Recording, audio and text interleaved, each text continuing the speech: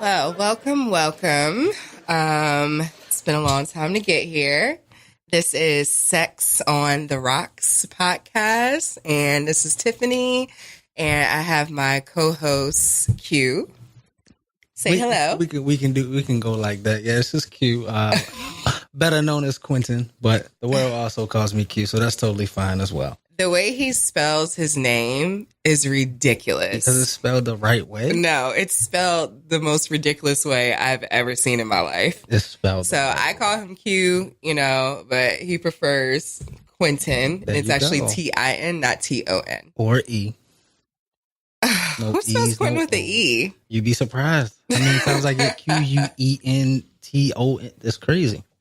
All right. Well, let's get down to business. I'm Tiffany. You guys know me from my old podcast, Intellectual Freaks, which is, no longer in production right now.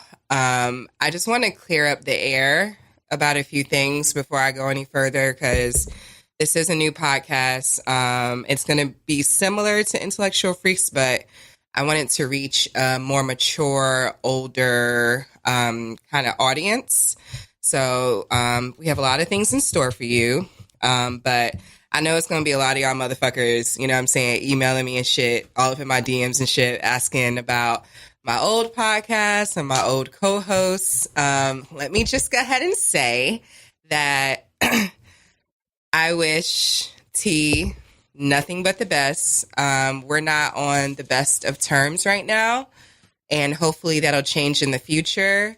But I'm as cordial as I can be. I hope he is the same, and we're both moving on, and I wish him nothing but good fortune in the future. And that's what I'm going to say about that.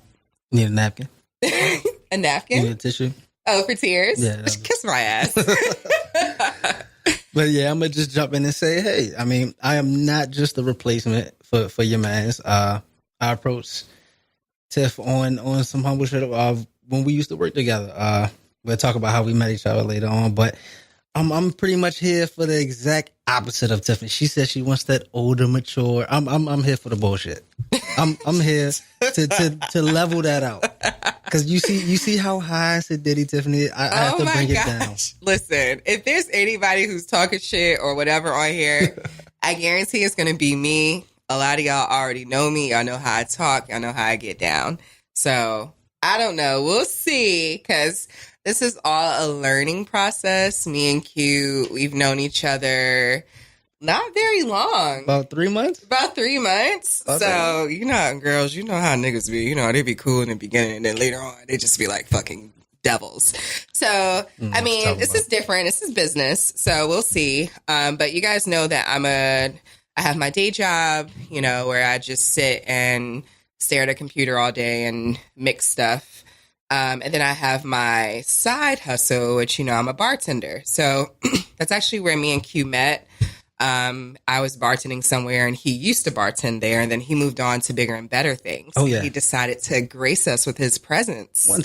One time. And that's pretty much just how we met, just talking, kicking it or whatever. Not kicking it, but, talking at work. And listen, I see your face. I'm talking to the engineer, guys. Once we get video, you'll be able to see all this, which I plan to do later on. So, Q, how long have you been bartending? I've been bartending since mid 2013.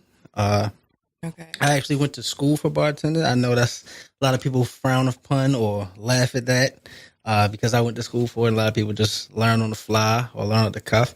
And you guys can tell that he went to school for bartending because he has like this little kit that he brings with him. He wears like the little bow ties, with the church shirts. He's real legit. Sorry. First of all, we're not even going to get into that because when you are experienced and as seasoned as I am. Oh, seasoned. See, okay. There you go. Mm-hmm. You learn that every club does not have all the necessary equipment. That's true, especially these ghetto ass, ratchet ass fucking cat clubs we be at. I worked in every black club you can think of in Raleigh, so I don't want to hear none of that. So I get a lot of questions about, girls, mostly, girls who wants to bartend or whatever. I really want to do it like full time, or I really want to, have my own bartending company and stuff like that. And how much money do you make? Which is such a personal question. I mean, like, I don't mind asking, but I'm a rude as, don't ask sometimes. Me how much money I make. Don't worry about bartending. People who are like interested in bartending, though. Look, for me, bartending is not a money cash cow kind of thing. Now, you can definitely make a lot of money doing it, but it was something I just thought was fascinating and it was dope to me, so I started doing it. Okay. Now, see, for me, it kind of changes because I've bartended in other places besides, because, we're recording live right now from Raleigh, North Carolina. But I'm from Jersey, and I've bartended at a strip club in Jersey. I've bartended in Vegas, so the money is definitely different depending on where you are. Vegas, hands down, I made the most money ever bartending. And the second to that was the place I used to work at in Jersey, which was a strip club. But, titties was out, ass was out. Vegas, not so much. It's very much more professional, believe it or not. So I think it just really depends on where you're at. I know some bartenders who don't, like, they don't have regular jobs. They just bartend I've done a few times a week. So, and I mean, you get sucked up into the lifestyle, I think, because that's why I couldn't do it full time, because, like, I have a kid at home. Like, bartenders, sometimes we be drinking at work. You might leave work and drink some mo. Like, you're always kind of like in the party scene. It's just kind of... You never know who you're going to see. Old people you might have knew back in the day. Old people you might have done crazy things with back in the day that you done forgot about. It's a lot of things that comes with bartending. Absolutely. Like I said, it was something that I thought was fascinating, and I did it while I was in undergrad. So that was an even more crazier environment for me, because I was also in the college partying lifestyle, and then I'm on the grown and sexy out of college lifestyle, because I'm dealing with people I'm doing the college parties, but then I'm also doing the out of college graduated or even older. So I'm seeing all kinds of things, meeting all kinds of different people. So, which means that he was fucking, college girls and he was fucking grown women. So, at that time, you're a changed man now, right? Tiffany said that. It's completely true. What you guys can get from this podcast, because we are bartenders, we're going to have drinks of the week. We're going to teach you guys proper bar etiquette, because a lot of y'all motherfuckers get on my fucking nerves coming up to the bar, don't know what you want. What's good? Don't know how to order. Don't know how to tip. But we're actually going to go into that. I want to do an episode on the history of tipping. I want to be as informative as possible. But it's a lot of things to look forward to. Also, I have an agenda called Proper Pussy Management, ladies. So you should see Q's face. I will be going more into depth on there. I might have my own little group, like on Facebook or something. And it's just about, I feel like the value of vagina has went down severely, where guys feel like they don't have to take you out on dates. They don't have to do this. They don't have to do that. And they think that you're just going to fuck them. And a lot of y'all women been letting them do that shit. So we need to get the power back in the pussy, because it is just a disgrace, the things that I'm seeing. Okay. And I have a quote that I've learned from a girl that I follow. Her name is Passport Cuddy. And, I'm not saying like, you should be on like some gold digger shit, but like, men are supposed to be providers. And I feel like if you're having sex with this man and anything happens, you get pregnant or whatever the case may be, if that nigga can't even go half with you, like on an abortion, or half with you on some doctor visits or some shit like that, like, don't fuck him. Like, what the fuck is wrong with y'all?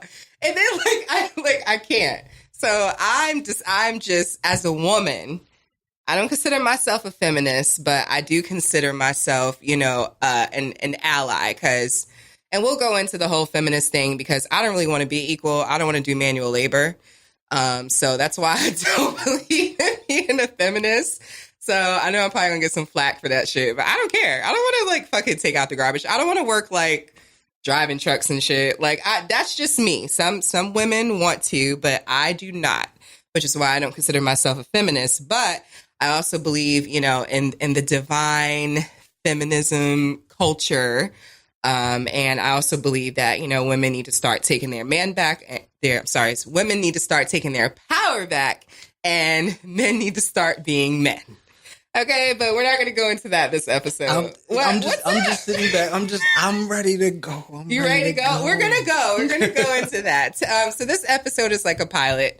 Just kind of throwing it out there, seeing what you guys think. I'm so sorry that I'm hoarse because I had a long fucking night last night. I don't think it was that bad. It was pretty bad. Listen, this might be TMI, and I'm like a classy bitch. So like, I was fucking throwing up, guys, on the side of the road. That's I have crazy. not thrown up since college. Like, I'm a grown ass woman. Why are you throwing up? Because I think somebody, I don't know, somebody, you know, was peer pressuring me last night. Somebody that I'm looking at in the studio right now. What you mean peer pressure? Who knows? Can't I don't know. You are too old. You to can be get getting peer pressured. Are you serious? I'm so serious. You can't get peer pressured? Not no more. Listen. Last time I was peer pressured, I was probably 70. So you never been with your friends and y'all been like, you know, they've been drinking and dabbling, whatever. And you were like, no, I'm cool. And they were like, nah, do it. Exactly. I'm cool. I'm cool. I'm And you didn't like do it? No. I mean, I wanted to do it, but Exactly. you know, whatever. So you did not get peer pressure. Don't put this on somebody else. You made this decision. You wanted to go have fun. You wanted to get fucked up. You did it. No, That's I didn't what want to should get fucked up. I wanted to chill, but like I couldn't like, you know, chill like how I wanted to. It was tragic. It was so bad. I haven't had a night like that in a long time. No. But again, back to what I was saying. Proper pussy management, ladies, PPM. I think I want to get some t-shirts and shit made for it. I don't know. Just look out for it. And Well, since she's teaching y'all how to manage the pussies, I'm gonna teach the young men out here how to make sure that they disperse the dick accordingly. oh, okay. Because Proper I gotta dick disbursement. no. Oh. Just disbursement and do it accordingly. That's it. Responsible dick disbursement. That's how you do it. Hey, okay. Because I like I've that. gotten myself into quite a few jams. I mean, Did you? Oh, tell us. Tell us what happened last weekend. I don't know what you're talking about. She just gonna put me on this. I told you this in Oh, I thought we were secrecy. talking about it. Oh man, see no. You can be See, vague. Tiffany just want to put me out on the spot, Oh. but I had a friend, that went to a function, and at that function, he shared a lot of experiences with a lot of people who were there. Okay. And That was that. so, speak close into the microphone. I don't get what you're saying. What I'm saying is, We want to know. the young man that I was speaking to, right? He told me that when he went to a certain function, Uh, there were a lot of people there that he shared experiences with. like fucking? You could say that. Oh my gosh. So a young man went to a function. What kind of function? A classy one. Okay. One that you wear like a shirt and tie, jacket. So too. like a black tie function. Mhm. And had relations with a lot of people there. Yeah. And it was kind of awkward for him, I guess. I don't know. That's some hoe shit. I swear to goodness. Now, how's that some whole shit? Listen. That's some hoe shit. A function and you've slept with like maybe like 5% of people that was there. So you saying that you never been in somewhere that No, I've never. So two people never ran across? Well, I was on a date one time, you Oh, know, okay. and I ran into my ex. So he was like stalking me. That's a whole different story. So he wanted to run into me, but that was it. I can honestly say I've never been in the room where I've slept with two random guys. I've talked to guys, you know,